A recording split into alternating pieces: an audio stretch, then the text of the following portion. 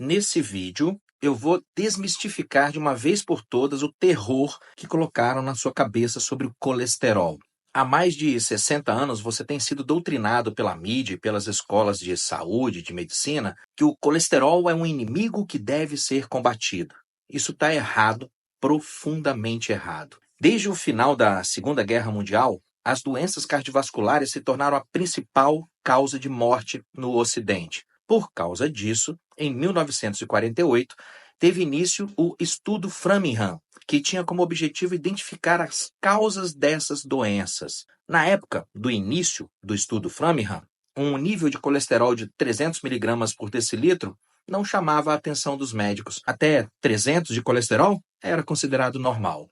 Em 1971, uns 20 anos depois do Estudo Framingham ter sido iniciado, os pesquisadores disseram que eles tinham encontrado fatores de risco para a doença cardiovascular. Prestem atenção, comunidade, anotem aí. Os fatores de risco são aumento da pressão arterial, tabagismo, obesidade, diabetes, sedentarismo e a presença de níveis altos de colesterol total no sangue. Mais tarde foram adicionados outros fatores de risco para doenças cardiovasculares, incluindo níveis altos de triglicérides, baixos níveis de colesterol HDL, idade, sexo, fatores psicossociais. Os fatores de risco listados pelo estudo Framingham passaram então a fazer parte das orientações que os médicos forneciam aos seus pacientes para evitar doenças cardiovasculares. Em 1979, inspirado pelos dados do estudo Framingham, o médico norte-americano Ernest Winder, da American Health Foundation, coordenou um trabalho que foi apresentado na Fundação Ford, em Manhattan, determinando quais deveriam ser os níveis ideais de colesterol total no sangue. Segundo o trabalho coordenado por Winder, o valor médio ideal de colesterol era de 160 miligramas por decilitro. O trabalho de Winder serviu de bússola para vários outros estudos e esses estudos todos serviram de guia para várias sociedades médicas no mundo todo começarem a apertar os limites considerados normais de colesterol total no sangue. Primeiro esse limite caiu de 300 para 210, então caiu para 190. Hoje em dia, um colesterol total igual ou acima de 200 miligramas por decilitro é considerado grave.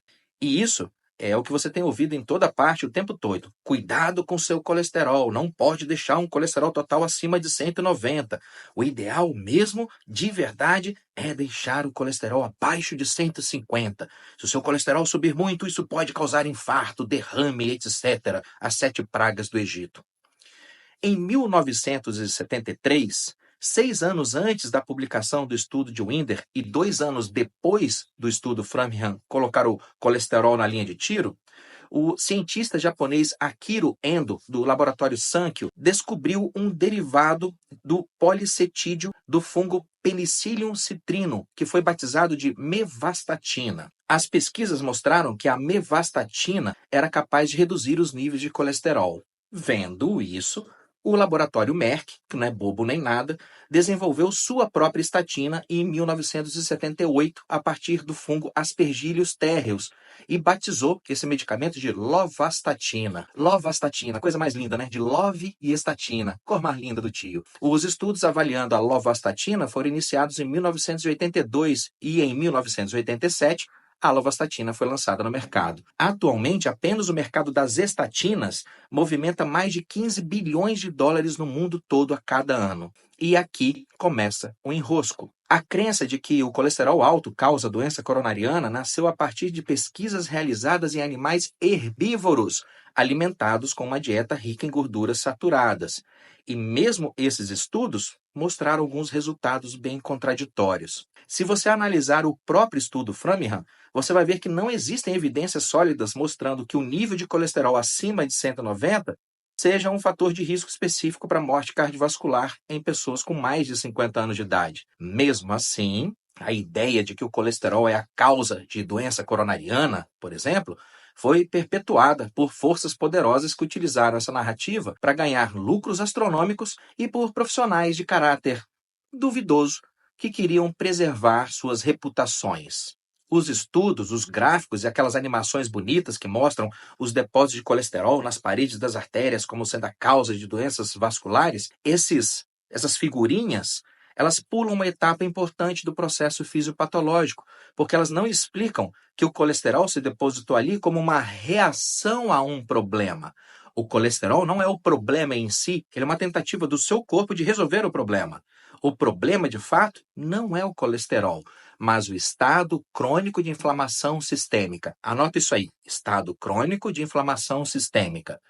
Toda vez que seu corpo fica inflamado, ele libera grandes quantidades de substâncias conhecidas como mediadores inflamatórios. São substâncias como aminas vasoativas, prostaglandinas, leucotrienos, interleucinas, fator de necrose tumoral alfa, etc. Essas substâncias inflamatórias causam lesões no revestimento delicado dos vasos sanguíneos. Para corrigir essas lesões, o corpo vai lá e deposita o colesterol como se ele fosse um rejunte, uma argamassa, para evitar a progressão daquela lesão. Quanto mais inflamado seu corpo está, mais lesões endoteliais vão ocorrendo e mais colesterol seu corpo precisa fabricar para corrigir essas lesões. Mais de 70% do colesterol que circula no seu corpo não vem da dieta, ele é produzido pelo fígado. Se o corpo estiver muito inflamado, ele vai responder produzindo mais colesterol, já prevendo que vai ser necessário rejuntar um monte de lesões nos vasos sanguíneos. Um bom exemplo de como o estado crônico de inflamação sistêmica resulta em problemas cardiovasculares pode ser visto em pessoas que possuem doenças autoimunes. Essas pessoas possuem um problema no sistema de defesa que leva à formação de anticorpos contra tecidos do próprio organismo, e isso deixa o corpo em um estado persistente de inflamação. Se você considerar que é a inflamação sistêmica que causa doença cardiovascular e não o colesterol em si, seria de se esperar então que pessoas com doenças autoimunes tivessem uma alta incidência de doenças cardiovasculares, certo?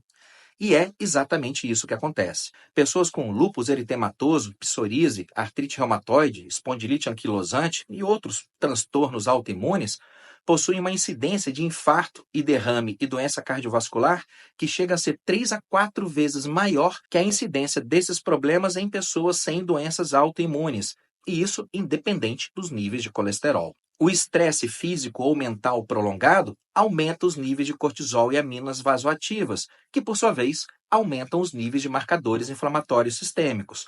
Consequentemente, pessoas mais estressadas apresentam uma incidência maior de infarto e derrame. Você já deve ter visto isso por aí. Uma vez que é o estado crônico de inflamação sistêmica que resulta em aumento da incidência de infarto, por exemplo, você poderia até pensar que o uso de anti-inflamatórios, substâncias que combatem a inflamação sistêmica, isso poderia reduzir o estado inflamatório e, no longo prazo, reduzir o risco para infarto, por exemplo.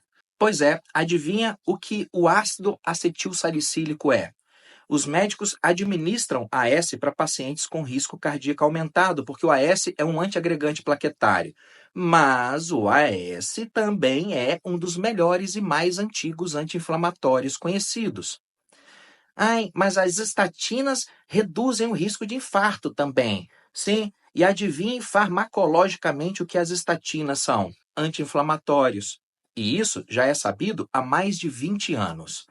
Com relação ao derrame cerebral do tipo isquêmico, fique sabendo que não existe uma correlação direta significativa entre derrame cerebral isquêmico e altos níveis de colesterol total, ou altos níveis de colesterol LDL, ou baixos níveis de colesterol HDL.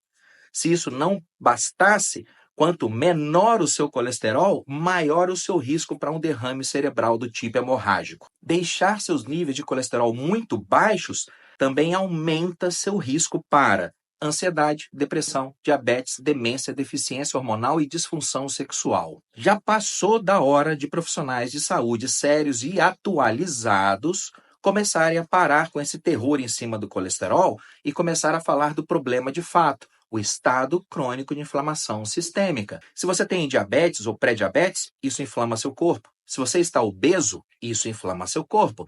Se você dorme mal, isso inflama seu corpo. Se você vive estressado, isso inflama seu corpo. Se você vive comendo alimentos industrializados, isso inflama seu corpo.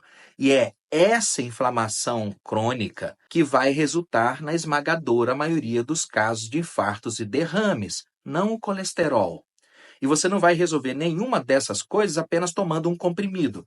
Você vai resolver essas coisas acordando para a vida, meu filho, e assumindo a responsabilidade por fazer atividades físicas, ficando dentro do peso ideal, comendo de maneira mais saudável, cuidando do seu sono e controlando suas emoções. É assim que pessoas inteligentes agem, não por meio de atalhos, mas por meio da autorresponsabilidade nas suas escolhas e autopertencimento nas suas ações.